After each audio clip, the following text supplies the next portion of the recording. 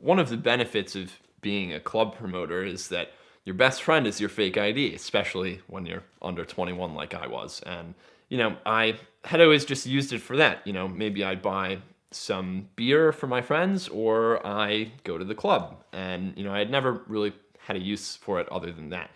But I found this app called Turo when I was, 15, 16 years old that allow you to rent cars just like Airbnb allows you to rent homes. So I just gave it a shot and I uploaded my fake ID to the platform and they accepted it. And next thing you know, I was renting an M3 every chance I could get. It was, 20, 30 miles away from my house, much to my parents' dismay. I ended up over the course of the next 6 years spending well over $30,000 renting cars, which in hindsight I probably should have just saved and bought something that I could have kept for life and gotten some return out of. Eventually the club promotion led to us releasing a ticketing technology platform that brought us all over the world to service our many clients, and one of those places happened to be Los Angeles. We were doing like a company growth trip to Los Angeles. And we had a couple users out there who we were like servicing and we were supporting their events and all that good stuff. And also this was kind of like a content trip, even though we are not YouTubers or influencers or anything. We're just a bunch of young kids running a tech startup.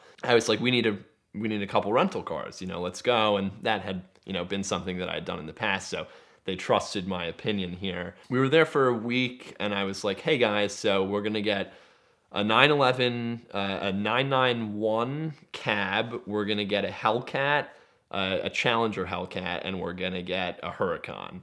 Everyone was like, cool, whatever, and the rental company gave us like a fleet, weekly discount on multiple cars, and it worked out well. It wasn't too expensive, made sense, we got good content.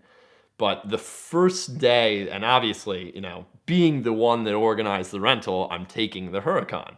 An orange Huracan, I think it was a LP 580. I had driven supercars, like I had driven, an R8, the new R8 V10 in Miami, and, rented a few other things in addition to that, but never a Lamborghini. It's my first time driving a Lamborghini, also my first time driving a rear-wheel drive only supercar. So I was like, hey, let's go open it up. It was kind of, I think we were winding down. Everyone was tired from their flight. So I, brought my girlfriend with me and was like, hey, I've always heard about PCH. Sounds like such a glorious road. And we've got this, crazy orange Lamborghini. Let's just go for a rip. It's, night. And it was also St. Patrick's Day. Luckily, I was sober. We head on down to PCH. It was like right in the Malibu entrance, very not densely populated, but the road was busy. And I just opened it up, like we were going through that tunnel that kind of spits you out down by where the Ferris wheel is in Santa Monica. And yeah, I was opening it up in the tunnel, doing like 90-ish, and then we get out onto PCH where it opens up, and I think I got up to like 120.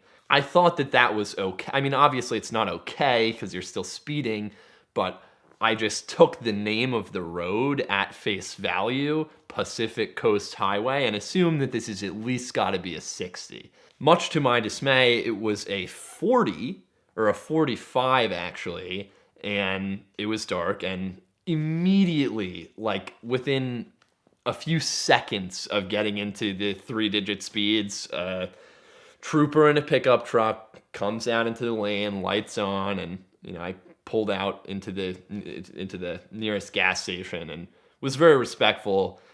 And he was pissed. He was like, I think he just knew that the car was a rental. And I also think he was coming into that traffic stop knowing, at least under his conscience, that I was probably drunk because it was 2 a.m. on St. Patrick's Day. Maybe it might have been a little earlier, but it was at night, late at night on St. Patrick's Day. So this cop was probably like, oh boy, I got him. Rolled the window down, he gets out, I turn the car off, and he was like, what the hell are you doing? Like, what is this? Like, why are you here? And I was like, oh, I'm here on a business trip. Like, I just thought this was going to be like a fun car. Like, I thought this was a highway. I didn't expect it to be so busy. Like, I'm sorry, officer. Like, what was the speed limit? And he was like, son, like, it's a 45 here.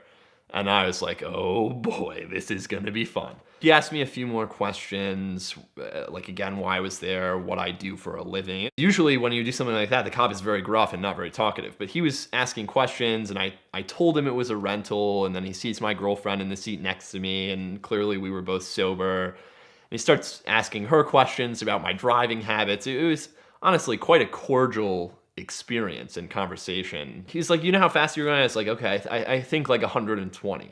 He was like, that's exactly what you're doing in a 45. And I was like, oh, great, lovely. Well, at least I was honest, right? And he was like, yeah, you were honest. So we're going to write this up at 105 in a 45. So you're just a little more than double the speed limit. You're closer to double than you are to triple.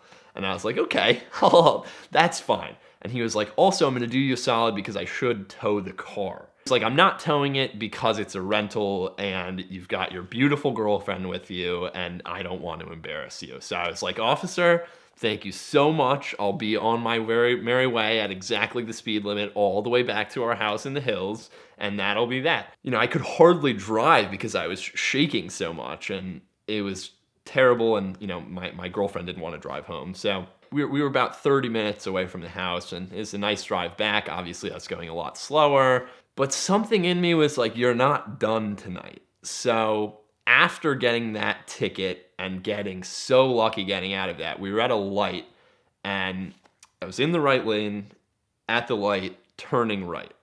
And so I was like, oh, I can kick the rear out a little here and turn traction control off, and did that whole thing, put it in manual, put it in first, and just gave it some gas and cut the wheel to the right. And less than a second later, we are facing the wrong way in the middle of an intersection, 5 minutes after getting a speeding ticket that I probably should have, potentially been arrested for.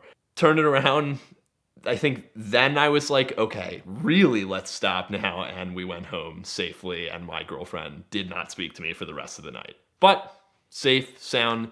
So ended up retaining the ticket clinic services to get that ticket commuted down to a 90 mile an hour in a 45 versus a 120 in a 45, which was really actually 105 was what he wrote. Still a solid deduction that I was happy with. My driving record is a little tarnished, but I am still driving. My insurance is expensive, and I cannot wait until I am 35 with much cheaper premiums. When you get a ticket, no matter where it happens, it's more important than ever to fight every one.